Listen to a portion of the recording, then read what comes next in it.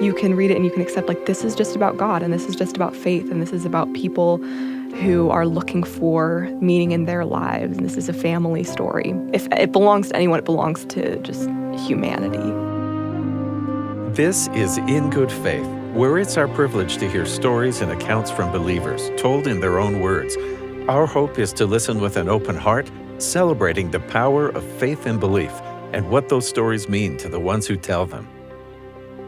This week on In Good Faith, which is an interfaith podcast, I'm sure you've noticed, we're talking interfaith specifically, both the art of interfaith living, and I'm really pleased about actual interfaith art, which is a whole new thing that I'm really happy to get to. So senior producer Heather Bigley is with me. Hello. As well as our student producer Leah King. Hello. Our guests today come from a neighborhood, sort of, a really big neighborhood. Coming up this August, we're headed to Chicago to attend the Parliament of World Religions. People coming from all over the world with interest in interfaith work. And specifically, we thought, what can we do as a podcast? Well, we can interview people specifically in this area who are doing the work. And I was really touched about how these people spoke about building allies. And as we listen, you'll hear how poignant, actually, this is as a movement. I like the discussion on just general unity and community fostered by interfaith work. Yeah, this isn't we get together and have a quarterly lunch. These are folks who are showing up, literally, for each other. So we ended up interviewing each of our guests individually, but we've organized their answers topically, and so we'll just introduce their voices here to get you acquainted. So we're very excited to bring you the voices of Shoaib Qadri, who's a member of the Islamic Center of Naperville, Illinois. Thank you for inviting me, Steve. It's a pleasure. Bruce Duffield has served as a president in the Church of Jesus Christ of Latter-day Saints, Chicago, Illinois Temple, and a public affairs specialist. Thank you. My pleasure. Bernie Newman is the past president of Congregation Beth Shalom in Naperville. Well, we call it Chicagoland because it doesn't just encompass the city itself, but also the surrounding towns and suburbs. And our last guest is Barb Malouf, who spent her entire career in public service with the city of Chicago and Cook County, and she's also a member of the Church of Jesus Christ of Latter-day Saints. She joined the church later in life, and she is passionate about interfaith work. Well, thank you for inviting me. And so there you have all of our guests, and our first question to them was, why do you love interfaith work? It tells me that we are so much more alike than we are different. Who you are is the message, and it really builds my testimony. I love interfaith work. I think it's one of the most important things that anyone can be engaged in. That kind of bridge building is just essential for the modern world. And I find that people who want to engage in interfaith activities and dialogues, they're looking to be understood. They want to be respected. They want to be educated, and they want to make connections. And I have found it very fulfilling to be involved in that kind of work, that kind of service. I love those words of bridge building, connections, and getting to know one another that you just used. Chicago is a great community. We have many, many faiths and ethnicities, backgrounds. It's truly a diverse, I was almost going to say a diverse melting pot, but Ibu Patel would object to that. It's not a melting pot. It's a glorious potluck buffet where everybody brings their best dishes to share. And Chicago is amazing in that way. 400,000 Muslims in the Chicago area. Does that surprise people? Yes, but then I think people are seeing the change in the demographics. So I'm thinking anymore, it may not surprise people, especially in the greater Chicago area. You've been leading your mosque's interfaith involvement for years. What is important to you about interfaith work? Why do you want to participate? One of the main reasons we, as the Muslim organizations, got involved was we felt there was a lot of misinformation out there about Islam and Muslims. So we started off basically to dispel a lot of that misinformation, just to get to know each other. Then that grew into many other activities, but that's how we initially got involved. That is still important, that we continue to do that, because people, it's better for them to get the the right information from the source rather than getting it from other sources. So have you seen a change in perception and increased understanding? Thanks to the efforts that we have done, thanks to the efforts of various organizations, both Muslim and other faith organizations that have worked towards building better awareness, better educational campaigns. I have learned to understand first of all, the other Abrahamic faiths, especially the Christians and Judaism. There were a lot of misconceptions and lack of information that I myself had, which helped me expand my horizon, expand my understanding of the different beliefs. There's about 250,000 Jewish people that live in the Chicagoland area. It's probably possibly the third largest population of Jews in the United States. In general, most Jews in the area want to be involved with other communities, and it comes from our status as a very tiny minority and the fears that we have based on our own experiences over the millennia and even in the last few years, that we need allies. And we've seen how it's important when allies will come together and support you in times of challenge and times of tragedy. And we found solidarity with members of the Latter-day Saints community. And we found that bond also with the African American community and with the Islamic community as well. This topic of solidarity with each other was very important to all of our guests, and I really wanted to dive in and explore that. One of the great things about the interfaith community, and this is Naperville and Chicago more broadly, is that we have each other's backs. And so when something comes up, we respond collectively. I think of George Floyd and when all of that unfolded, and the DePage AME Church responded by gathering in a local park to just say, let's come together and mourn what has happened. It was very hastily organized. Just an email went out that DePage AME Church is gathering, and it was inspiring to see the Black leadership on this stage look out at the audience there in the park and see many friends and invite us up. They invited me up. They invited others up from our local mosques and synagogues and temples. And we all had a chance to speak. And as I participate in that, I thought, wow, that's the way it should be. When one of us feels threatened, we all gather and say, no, we're together. You can't treat one of us in this minority and expect the rest of us to stand idly by. No, we know that all of us of whatever faith need to respond to one another and be there when the bad times erupt, as well as to be there when the good celebrations are taking place. And thankfully, we engage in both. We get together a lot to celebrate and to enjoy the traditions, but when something horrific happens, we're there and we speak for one another. And, that kind of brotherhood, sisterhood relationship, there are few things sweeter than having a friend who will stand by you in that sort of time. Anytime a particular faith was attacked, all our interfaith partners get together in solidarity. There was one event where a Sikh gentleman was attacked in a hate crime in a neighboring suburb, and ICN hosted a solidarity event, and which was attended by, I'd like to say, at least 18, 19 different faith organizations. And it was a wonderful, wonderful display of solidarity, coming together, showing support. You might be familiar with the massacre at the Tree of Life Synagogue in Pittsburgh, Pennsylvania. Yes. When a gunman came in and killed 11 worshipers during a Shabbat worship service, a Saturday morning worship service. It shook the whole Jewish world. And I remember I was sitting in my synagogue that morning in Naperville, and I happened to look out the window of the sanctuary, and I saw a police car drive right up to our building, which was unusual. And what I found out later was that the Naperville police had been monitoring the national news and heard about this mass shooting in Pittsburgh, and they just wanted to make sure they could protect our Jewish community. They were worried about copycats and that kind of a thing. I immediately started getting dozens of calls and emails and texts from all the other members of the interfaith community that I have been involved with for so many years, all wanting to know what they could do, how they could help, how they could offer solidarity.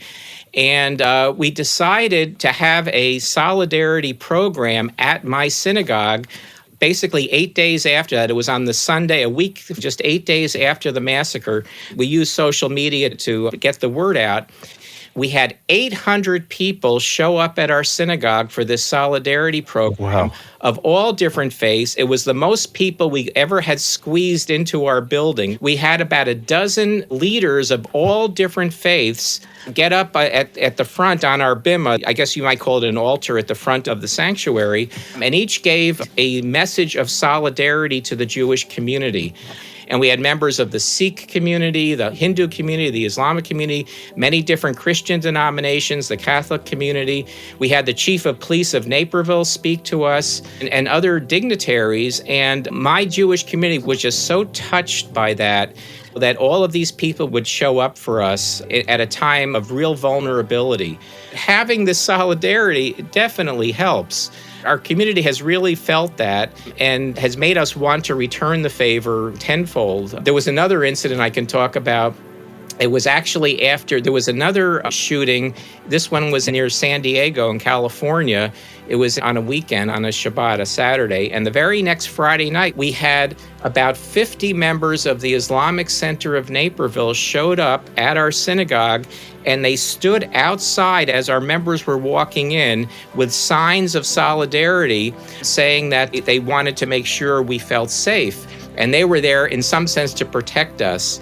And we invited them into our synagogue, and we gave them prayer space because they had Muslim prayers that they needed to do in the evening, like we have prayers. And so the Jewish people were praying in one part of the building, the Muslim people were praying in a different part of the building, and then we all met together for a reception. It was a very wonderful evening. What was very impressive to me was the hard work that these interfaith partners were accomplishing there in Chicagoland. And they were solving actual problems and ways they found to collaborate to accomplish good for the people in their community and to engage with each other's communities. There are various verses in the Quran as well as sayings of the Prophet, which are hadith, that talk about helping your neighbor, helping your brother. Where there are instances where it says that helping a person in need is greater than you just spending hours in the mosque. So yes, I definitely feel that it is pleasing to God. And at the end of the day, we all depend on the mercy of God for acceptance and blessings. On the Interfaith Council, we all can come together around the table and help solve problems. Programs for hunger and programs to fight violence. The first one I would think about is the Hyde Park refugee project. The refugee work is a task force. It's like a subunit of the Interfaith Council. We have people from synagogues. We have people from Lutheran Social Services. We have Refugee One. We have people from the mosque. We have representatives from the Baha'i faith community. We have the Unitarian Church here, the University Chapel. So it's a pretty wide-reaching universe of partners. When President Biden airlifted families from Afghanistan, 4 of them settled in the Hyde Park area. And our Interfaith Council worked with Refugee One to help these families resettle. And some congregations took care of the apartments. Our congregation has donated space for ESL classes and for a summer program for youth. And other volunteers that are maybe not even part of a denomination, but have passed our background check, actually visit the homes and tutor one-on-one. That's been extremely rewarding. And the Interfaith Council has been doing this since about 2016 when the Syrian refugees first arrived. A bunch of families came. And then with the coming of the Afghan families and also 2 families from the Congo, the group came together again because we have different task forces that spin off and have a certain focus. So I've been really very involved with the refugee project, in large part because my name, Malouf, is Lebanese. My father and my grandparents came here on a boat. And so this project is very near and dear to my heart. So in Naperville, we are truly blessed to have an organization called NILA, the Naperville Interfaith Leaders Association, which has people from organizations of different faiths. And one of the flagship events that NILA does is an annual World Peace Day, where we have speakers from all the faiths come and talk about what each of our faiths believes in as far as attaining world peace. So that's a great event where it's a great opportunity for everybody to get together, get to know each other in a presentation format as well as a social gathering. And then the other project is Growing Home. It's about 4 city blocks in a very underserved community called Englewood. We're working with Jewish community leaders, Muslim community leaders, and a lot of not-for-profits are involved in Growing Home. Things like the Chicago Community Trust, the city of Chicago gave them a big grant. There's a lot of municipal grant money that has also gone into Growing Home. In terms of the Interfaith Council, the local synagogue here in Hyde Park is a member, and we're looking to expand our work south and west of Hyde Park. And the city and a lot of other not-for-profits and the church have gone in, and they've taken these 4 huge city blocks and they've made them urban gardens. And they've taken people that are hard to employ and they've given them the skills that they needed to make them employable. They've taught them what it means to show up for work every day. Like if you're someone who's from a drug treatment program or somebody who's being released from jail, you have some place to go. And then what the church did was we donated a truck and we donated a trailer and we donated a bunch of computers so that the people who are in this program could go online and get permanent jobs and find permanent places to live. And it's been great for not only our clergy, but clergy of other denominations, because they have a place now that has credibility where they can send people at need. And so Growing Home gives a lot of resource to our clergy, other clergy, and other people in the not-for-profit world to help a population that really needs help. ICN has a free clinic where we have volunteer doctors who every week we have patients coming in, and this is open to people of all faiths. ICN has 3 locations. One of the locations we've got an entire wing dedicated for the free clinic. And many people, like I said, most of the beneficiaries of our health clinic or our free clinic are people of other faiths. And this is entirely voluntary work by doctors in our community, nurses and other healthcare workers in our community. Even the labs are donated. The lab work cost is donated by the clinic. So it's been a fantastic program. We've had annual events where we've had just like a day-long free health checkups. And then our music director in Hyde Park created a community choir made up of people from our congregation and other congregations on the South Side. And they sing historically African-American music. And last Sunday, they sang in our chapel, and it was awesome. And they're going to go visiting around different chapels. And so that's another interfaith project that I think is divinely inspired. Not my idea, but I love anytime I listen to them or can listen to a rehearsal. And as far as the homeless, we had our youth and the youth of the congregation Bet Shalom, our local synagogue, where our youth got together and packed food packages for the homeless. The interfaith work that we do is also important at the local level, because that's when you're really impacting people. You're really impacting children, the youth growing up. And we look to those leaders for some of the guidance that we have, how to conduct interfaith meetings and dialogues, and just the leadership that they show in getting together with other faiths is guidance to us as well. But maybe a message there is that it's really important at the local level to make sure we have this kind of a dialogue going. You're listening to In Good Faith. We'll be right back.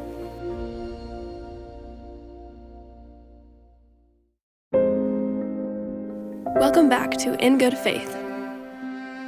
Shoaib and Bernie both told me about an interesting interfaith scripture study group.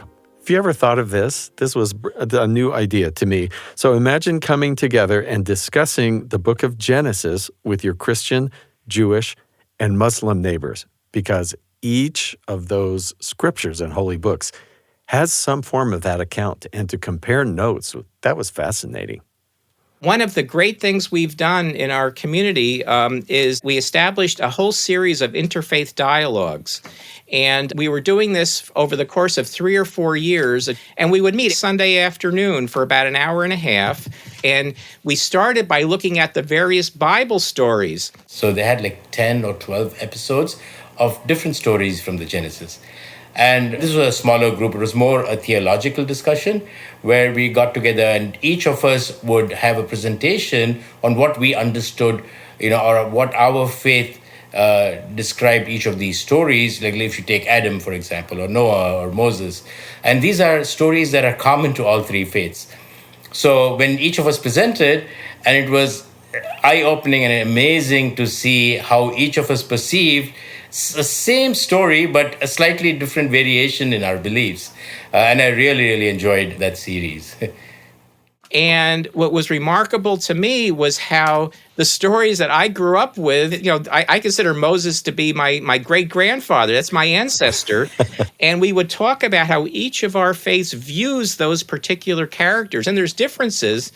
But what that did was it just increased my, certainly my respect for the other faiths, that they actually saw some of the same important lessons that I had found and that my faith had found in those stories. And it made me feel that my tradition is very genuine, okay? Because when other people are looking at the same stories and coming up with some of the same lessons, it tells me that I must be onto something. And of course, all of this experience working with different faith groups must have had an impact on each of these people. So I wanted to dig deeper into that with each of them. It has deepened my faith in so many ways. I can see the hand of God working through these good people that I get to know, and they inspire me and strengthen me in so many ways. There are just countless examples. I admire my Muslim brothers and sisters for how they organize their lives around prayer. And I can learn a lot from that. They are devoted to their prayer, and they make sure that their other priorities don't interfere with their prayer. I admire my Sikh and Muslim friends who wear the turban or hijab, or my Jewish friends who wear the yarmulke, the kippah, as an outward manifestation of their faith. And they're not ashamed of their faith, even though sometimes they take political heat for it. But they're out there expressing their faith in a public and wonderful way, courageously. And that emboldens me. I love the way my Jewish friends honor the Sabbath. The Shabbat experience is, I'm sorry to say, a holier experience than often is practiced in the Duffield household. I remember going to a Shabbat dinner with one of my friends. They had invited me, and I had not been to their house before. It was in north side of Chicago. And she said, now, this is how you get there, and GPS doesn't always get you quite right. But if it is after 5:23 p.m., you will not be able to reach me by phone, because I turn off my phone when the sun goes down, and I don't answer it on the Shabbat, on the Sabbath, until the evening of the following day. And I thought, well, good for you. That's observing the Sabbath in a way that's higher and holier than the Duffields often do. And my Christian friends, my Catholic friends, I love their worship of Holy Week.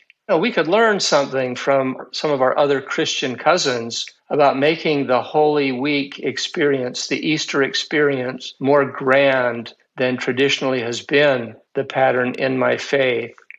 When you talk to people of other faiths, it strengthens your own belief, because you see there are so many people who believe in God, who use different means to achieve each of their individual faith goals, if you will.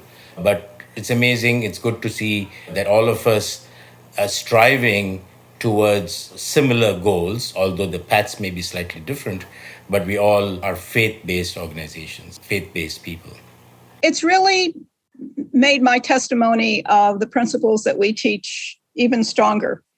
Because I realize that people from different faith traditions have many theological beliefs that we have. And it also makes me feel like there's a way to reach people that missionaries knocking on their door may not reach them. It's like it says in Matthew, let our light shine. And I think that's what we get to do with the interfaith work. We really get to let our light shine. And it's given me a deep appreciation for every blessing in my life. When I think about the families that we serve with the Refugee Project, recently I went on vacation, and when I came back, the mother shared that she was concerned that I might not come back. And I think it was important for them to realize that people go on vacation and then they come back. And I think that's just kind of part of what they've lived with. And so I see situations, and then I step back in my own prayer life and I think, wow, I have all this gratitude for all the blessings that I have. I know what my grandparents lived through before they came to this country. But in terms of the families that I deal with, I haven't had to live through anything like that. And so it really makes me count my blessings rather than complain about what I don't have. That was Barb Malouf, Bernie Newman, Bruce Duffield, and Shoaib Qadri from Chicago. And I just loved listening to them and these really concrete ways that they are solving problems in their neighborhood. Yeah, in their neighborhood, but not in these separate little silos, like doing it at the same time but separately. Right. Besides their own individual projects, they really are doing this as an interfaith council. And I just sense so much respect they have learned for each other and for each other's faiths. For me, it was valuable that they wanted to get involved in interfaith work to kind of correct this misinformation about their religion and misconceptions they had about other religions. But instead, they founded this strong community that they can rely on and that will show up for them even when not asked to. They will come with signs. They will come pray in the same synagogue, even though they worship differently. Yeah. That story of the Muslims and the Jews sharing prayer space in a synagogue, I think I'll remember that for a long time. Yeah. So I had always thought interfaith work was, we'll meet together in a committee, we'll get to know one another and say, maybe we'll come visit your congregation. But there's so much more to this. It's the rubber meets the road part. And so I realized when a local congregational church was putting out a plea for help because they needed some landscaping help and they needed more people than they had in their congregation. And so my wife and I show up with our gloves and our shovel, and I look around and I see a guy from work that I work with almost every day, and he's there with his 4 kids. And he wanted his kids to have the experience, not just of helping people within their own community, he wanted them to look outside of their community. So that's a bit about the art of interfaith living. So Heather, tell us about actual interfaith art, because this was fascinating to me. Yeah, so recently at BYU, we had a student exhibit called A Catholic Reads the Book of Mormon, and I saw the exhibit, and then I had to meet Candace Brown. She is the student who put this exhibit together. She just graduated from BYU in curatorial studies, and she had been working with Walter Whipple, who was a teaching professor emeritus of Polish here at BYU. And in 1990 to 1993, Whipple served as the president of the Poland-Warsaw Mission for the Church of Jesus Christ of Latter-day Saints. And these 2 people knew an artist named Roman Sledge. And I wanted to talk to them because, one, I love art. I love the way it can touch you and teach you things that you didn't even know you needed teaching. I like this interview too because my mom is an artist and I would grow up going to art museums with my family. And my dad would always try to ask my mom, is this a good art piece or is this good? And she would just respond, well, how does it make you feel? And so I think the power of emotion in artwork is really strong. And I think that it's discussed really well in this interview. To me, the most fascinating imagination experiment would be someone hands me a book of scripture to a faith that's not mine. And I've never seen any of their kind of art, their style of art. And then I read it, and I'm supposed to sculpt something or paint something. And what I would come up with Would the adherents of that faith look at it and go, oh no, you have gotten that so wrong? Or would they say, that kind of puts a new perspective. That's interesting what you drew out of that. And so I got to speak with both Candace and Walter in this interview. And one of the things you'll be asking yourself is, where do I see this art? Well, you can go to bookofmormoncatalog.org and you can search Roman Schledge, which is spelled S-L-E-D-Z. So that's bookofmormoncatalog.org and search for Roman S-L-E-D-Z. The first time I met Walter, I was going to interview him for the BYU Museum of Art Souls and Sacraments religious exhibit, and he was so kind and welcoming and just started showing me all of his sculptures and teaching me how to distinguish between the different artists and how to identify like marks of just some really good folk sculpture. I remember he opened up all of his closets in his bedroom and started just pulling out more and more sculptures, handing them to me, and I didn't know what to do with them because there were so many. How did you meet Mr. Sledge, and how did this relationship develop that he was going to read the Book of Mormon, first of all, and then sculpt things? With meeting him, I don't recall when I met him. I do recall that in November of our first year in Poland, our daughter attended the American School of Warsaw. One day when I picked her up from school, and as we drove back into the main part of town, our daughter said, Christmas is approaching and we ought to have something to put in the mission home. We ought to have a nativity scene. We drove near the old market square of Warsaw, walked into a folk art shop, and I let her choose a nativity. While we were in the shop, I noticed a lot of other sculptures, but our very first sculpture, our daughter picked. And then the lady in the art shop, when she realized that I was serious about pursuing what was the highest quality of folk art, she took me under her wing. She had been a consultant with museums in acquiring their collections, and she was very well versed in folk art. She knew all of the artists and was able to evaluate their works.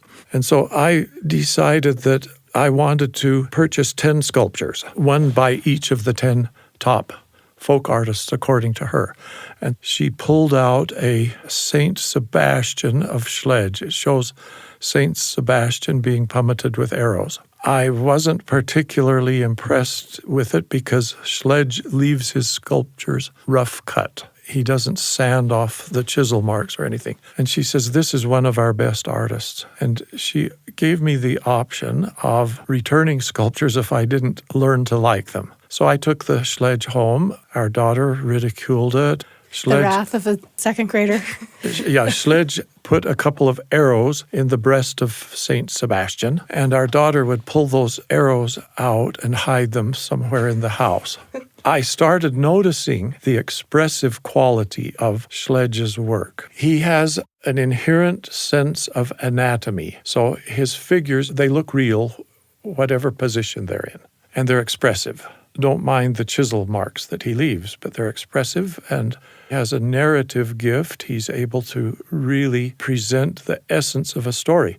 Well, I decided I wanted to acquire a few of his pieces, but they were difficult to get a hold of. He lives in a remote area of Poland, probably the least populated part of Poland, and he lives in Malinówka, which would translate something like a raspberry patch.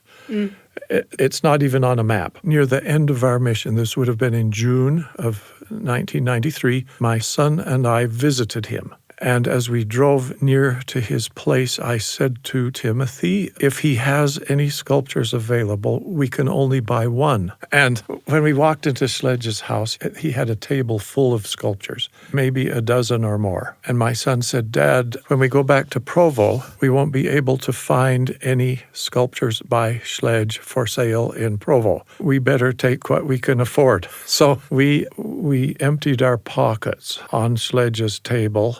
Yeah. And I even went out to the car to look at the gas gauge to make sure that we could get back to Warsaw. And we gave him every last grosz that we had, and we were able to purchase 3 sculptures. I decided that I would want to keep in touch with Sledge after we returned to Utah. I took an inventory of our sculptures. I don't know how many we had by then, of various artists, maybe 200 or so. And I noted the gaps that we had in our Bible representations. And I gave him a wish list of Old and New Testament sculptures. And over the next, I don't know how many years, he completed that list one by one. Oh, wow. He had a son who was savvy with computers, and so he photographed each and every sculpture that he had completed for me to see if I approved of it. He would send me an image of it over the internet. And of course, they were fantastic. So I gave him the green light, and he mailed these biblical scenes to me one by one. And eventually, I don't recall how many he had done for me, maybe 40 or 50. So I realized that I was beginning to run out of money. These sculptures of his were not expensive. But nevertheless, being in education, I had limited financial resources. And so I wrote Sledge and said, I think it's time for me to close down the shop. My collection is large enough, and it's been very nice knowing you. And he wrote back and said, oh, don't quit. Don't you recall that when your son and you visited me in June of '93, you gave me a copy of the Mormon book? I have read the Mormon book, and I would like to do the following 6 episodes from the Mormon book. And I said, go ahead. Right. And so he sent those one at a time. Of course, it took him some time to carve them. He did those 6, and we ended up with, I think, maybe 13 or 14. 13 and I think 14, including the Joseph Smith The Joseph Smith story, yeah. So there are several of those Book of Mormon stories that I'm not aware of any LDS artists who've done those topics. This is what struck me as I came upon this exhibit in the library. Like, I saw a little poster and I was like, what is this? And I followed the breadcrumbs down the stairs, and then I come across these wood carvings, and I found I was really moved. And one of the reasons I was really moved was this is a person coming at the Book of Mormon without any kind of guidance. No one is saying to this person, these are the important stories. I'm a convert myself, and my approach to the Book of Mormon I feel like has always been heavily like, here, let us teach you what you should be getting out of this book. And here is someone who's come across the book and been inspired by it and picked stories and themes that perhaps the rest of us aren't really paying attention to. And that to me was incredible. So I'm curious about your reactions to what he chose, and when you approach his work and his sort of interpretation of the Book of Mormon, what is it that you're seeing? Before I was an intern at the MOA, I was actually an intern with the Book of Mormon art catalog. It's this new digital database of Book of Mormon art, and I'd been working with them cataloging like thousands of images from LDS artists. So my attention to Book of Mormon art was like very high already. And I went to Walter's house for the first time. I was seeing all these Bible scenes, and I started noticing a few that I was like, I'm pretty sure that's like Lehi, and this looks like Korihor. What's going on here? And I think I asked you, like, did you find a Mormon Polish artist? Because I couldn't believe that a Polish artist would have just come across the Book of Mormon like that and just would have been like, oh, I'll carve this. And I was just amazed because they are beautiful.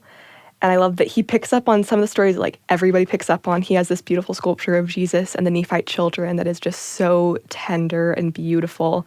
It has Jesus and all of these mothers and fathers holding their little babies and angels all around them. It's fantastic. And then he has like a scene of the battle with Captain Moroni and Zarahemna.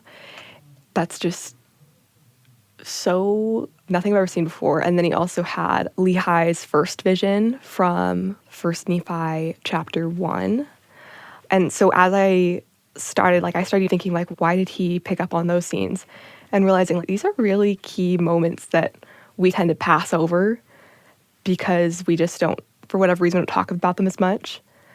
But they really are foundational to our beliefs in Christ and to our beliefs in, like, the plan of salvation, or to our beliefs about peace and community and everything. And I just was blown away, I think. by how perceptive he was of what matters most in a way that, like, I, who've been a member my entire life, had just never stopped to think, oh, that is a huge deal. What about you, Walter? When you saw these original 6 or the final 13, what struck you about this person's interpretation? One thing I know about Mr. Sledge is he's reverent. He's respectful of sacred things. He's a man of very few words, and he has approached the Book of Mormon with that same reverence. I learned something from this. I was a missionary in Switzerland, and I was shy. I was anxious, lest when I handed someone the Book of Mormon, they would make fun of it. Right. Or belittle it in some way.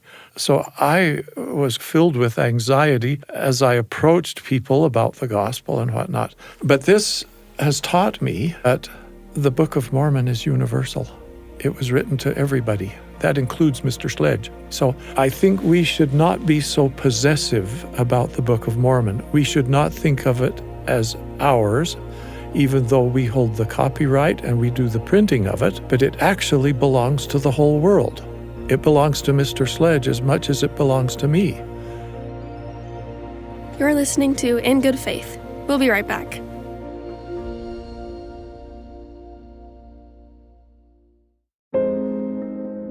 Welcome back to In Good Faith.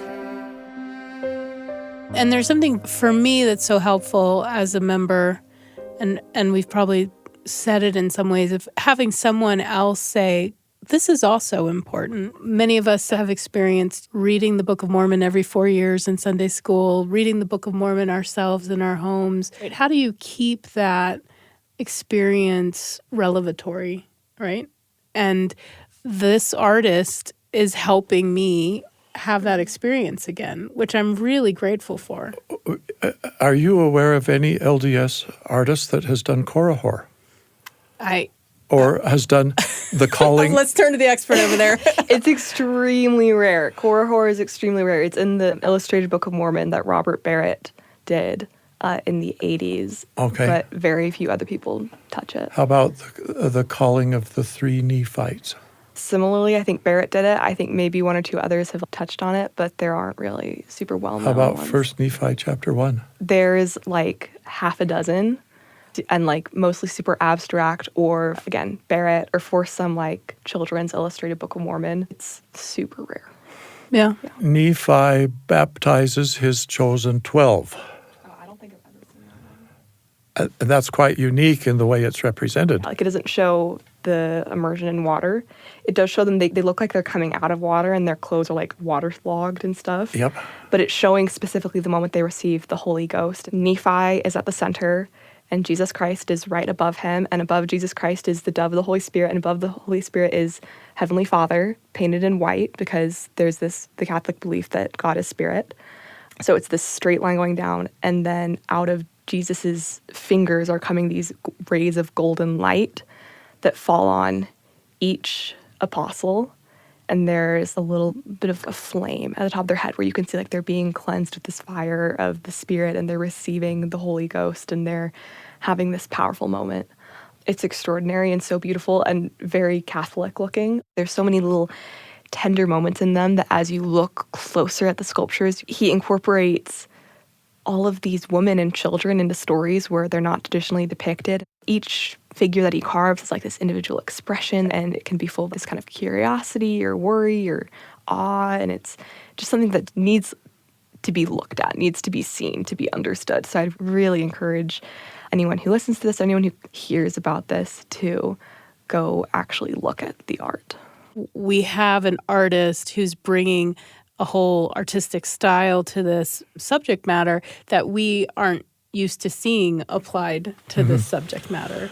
So I'd love to get your thoughts on what that is like, as well as you look at his art and what he's trying to convey with these 13 sculptures. He does not typically use some of the markers that we would identify as Roman Catholic, such as halos. He will put wings on angels. How else would we identify that they're angels? But it looks more human. He represents them as real people. He has a sense of motion, and all this is intuitive. He hasn't really had any training. There's something that you can't really express in words, some of the reaction that you have and the inspiration you feel when you look at some of these works. It doesn't lend itself to being cataloged in words. This was my experience when I saw them.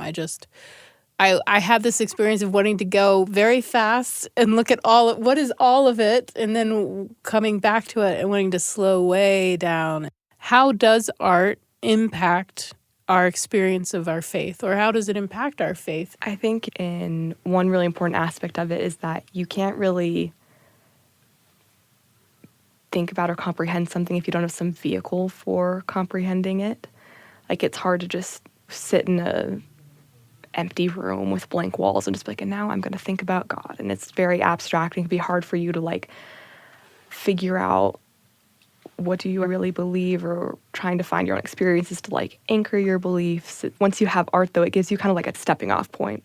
It's like, for me, I think when I look at a piece of art, religious artwork, it grounds me and says, okay, here's where you are, and now think about all of the kind of implications of this, and think about how it's a portrait of Christ.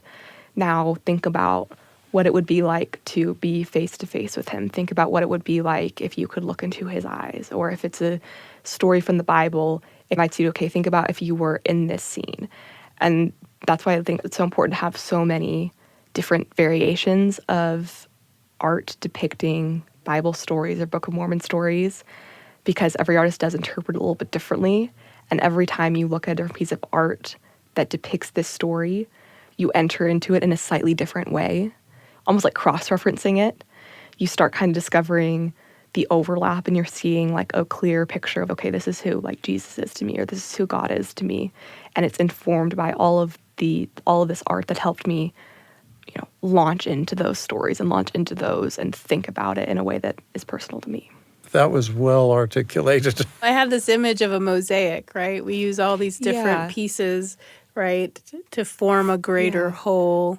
Can you imagine this happening? So I'm just thinking of this. The poster, or the name of your exhibit, Candace, was A Catholic Reads the Book of Mormon. Yeah. And I started to think, can we imagine this happening with other pairings, if we will?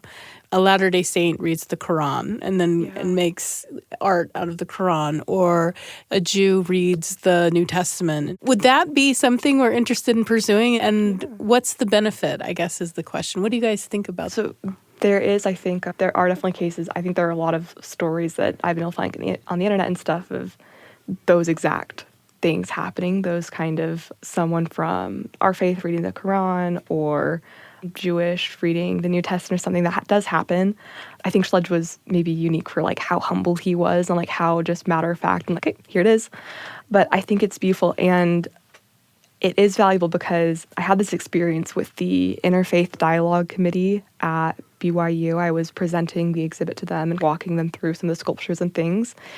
And there were students and people there who were not members of our faith and who were very moved by it, and we're saying, because the theme of it is, as Walt just kind of said, this isn't owned by the church. It's not that you have to either read the Book of Mormon and convert, or never read the Book of Mormon again, because like clearly you didn't get it and therefore it's not for you.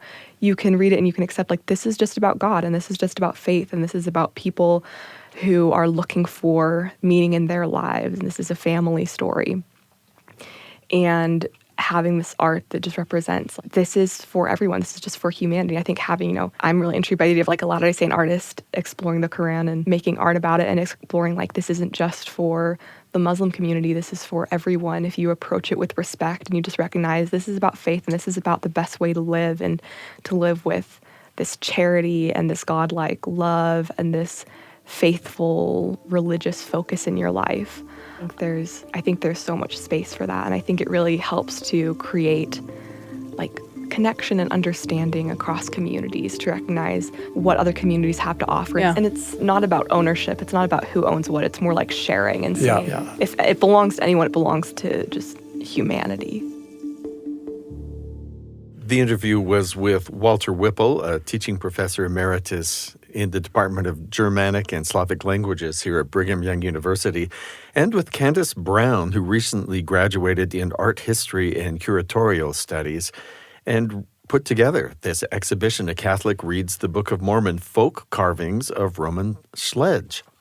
One of my favorite things was hearing Walter analyze what had happened from this Polish artist, and that he is saying he realizes that it's for everyone, meaning he could read the Quran and not say, that has good stuff for those people. Yeah. He said, it's for everyone, meaning it's also for me, and the art helps me access that. Yeah. I really loved this idea that all of these sacred scriptures are for all of us, and there's something we can learn from them. And as I said in the interview, I loved this idea of learning something new about scripture that I'd already studied lots and lots and lots. And here was a new thought and a new way to present it to me that taught me even more. I think it's a good reminder, too, that we can talk about our religions and our faith without trying to convert other people and without trying to say this is the truth and the only truth. We can take truths from different books because they are meant for everyone, and we can share our book or our tradition with people, and they can take from it and even make artwork out of it, and they can take from it what they need at the time. One of my favorite traditions growing up was on Christmas Eve, we would go to a Catholic Mass, and because one of our family friends would play the organ. And I remember I was really young, but I remember thinking the cathedral was beautiful, and I remember the music was powerful, and I think those things, the art and the music, can speak across faith tradition and bring us together. So we heard from 4 different neighbors in Chicagoland who are part of interfaith work. And we heard about 2 people who discovered some interfaith art that was very meaningful to them personally. And Walter said in this last interview something that, as he thought about the artist, quote, he's reverent and respectful of sacred things, which I think applies to the interfaith work as well as the interfaith art. Are beauty influencers and hair removal ads taking over your Instagram feed? Want to feel more uplifted as you scroll? Follow us on Instagram at ingoodfaith podcast for exclusive video content from our interviews. Many thanks to Shoaib Kadri, Barb Malouf, Bernie Newman, Bruce Duffield, Candace Brown, and Walter Whipple for speaking with us today. This episode was produced by Heather Bigley. Our production team also includes Emma Engebretson, Leah King, and Katarina Martinic. Our post-sound engineer is Daniel Phillips. In Good Faith is committed to the idea that we all benefit from hearing people of widely varying backgrounds share their personal experience with faith and belief. In fact, we think people with such experience deserve some of our best listening. If you like the show, we hope you share it with a friend and leave a comment or review where you get your podcasts. Find us on Twitter at InGoodFaithPod, Instagram and Facebook at InGoodFaithPodcast. In Good Faith is a production of BYU Radio. I'm Stephen Cap Perry. I hope you'll join me again soon, right here in Good Faith.